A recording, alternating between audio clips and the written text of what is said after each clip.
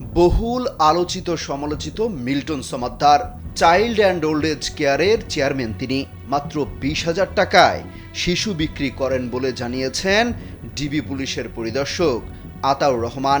তিনি বলেন, মিল্টন সমাদ্দারের বিরুদ্ধে হত্যা চেষ্টা ও মানব পাচার দুই মামলাতেই যে অভিযোগ ছিল তার সত্যতা পাওয়া গেছে।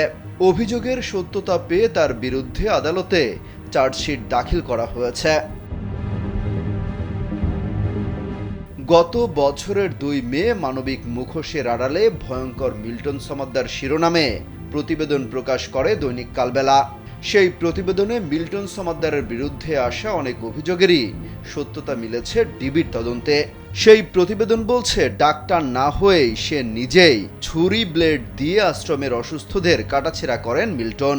Vision hot and cool AC 4-ওয়ে সলিনয়েড ভালভ টেকনোলজিতে হিটিং ও কুলিং দুই মোডেই কাজ করে সমানভাবে। Vision hot and cool AC. প্রয়োজনে নিজেই হাত পা কেটে ফেলেন। ফেসবুকে 900 জনের লাশ দাফন করেছেন স্ট্যাটাস দিলেও বাস্তবে দাফন করেছেন 150 জনের লাশ। এছাড়া নিজের স্বাক্ষর দিয়ে ভুয়া ডেথ সার্টিফিকেটও তৈরি করেন মিল্টন সমাদ্দার। এমন সব অপরাধ আড়াল করে নিজেকে মানবতার ফেরিওয়ালা সাজিয়ে মিল্টন ফেসবুকে তার 1,60,00,000 ফলোয়ারের সহানুভূতিকে কাজে লাগিয়ে কোটি কোটি টাকা আয় করেন। তার 14টি ব্যাংক হিসেবে মিলেছে 1,80,95,383 টাকা।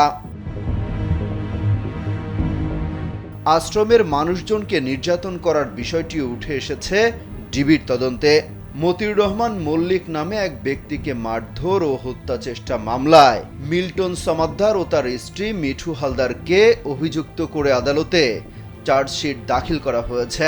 এছাড়া জালিয়াতির মাধ্যমে ডেথ সার্টিফিকেট তৈরির মামলায় মিল্টন সমাদ্দার ও তার হেলথ কেয়ার ম্যানেজার কিশোর বালাকে অভিযুক্ত করে চার্জশিট দাখিল করা হয়েছে। এছাড়া মানব পাচারের মামলাতেও চার্জশিট দাখিল করা হয়েছে।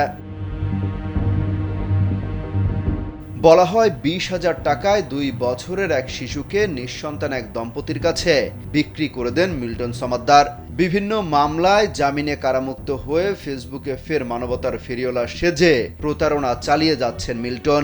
নিয়মিত ভিডিও পোস্ট করে অনুদান চাইতেও দেখা যায় তাকে। ডিবির চার্জশিটে বলা হয়েছে, মিল্টন সমাদ্দার রাস্তায় কোনো অসুস্থ বয়স্ক, পচা গলা পাগল, প্যারালাইজড লোক বা অটিস্টিক শিশু অভিভাবকহীন অবস্থায় পড়ে আছে খবর পেলে লোকজনের মাধ্যমে রাস্তা থেকে তুলে অফিসে আনতেন। পরে তার আশ্রমের অপারেশন থিয়েটারে নিয়ে নিজেই তাদের ক্ষতগুলো পরিষ্কার করতেন। মানুষকে ধোঁকা দিতে নিজের প্রতিষ্ঠানে ডাক্তারের ভুয়া নাম লিখে বোর্ড লাগিয়ে রাখতেন, কিন্তু প্রতিষ্ঠানে কোনো ডাক্তার নেই। তিনি নিজেই অপারেশন করে নিজেই তাদের চিকিৎসা করতেন। অমিত হাসান রবিন, কালবেলা।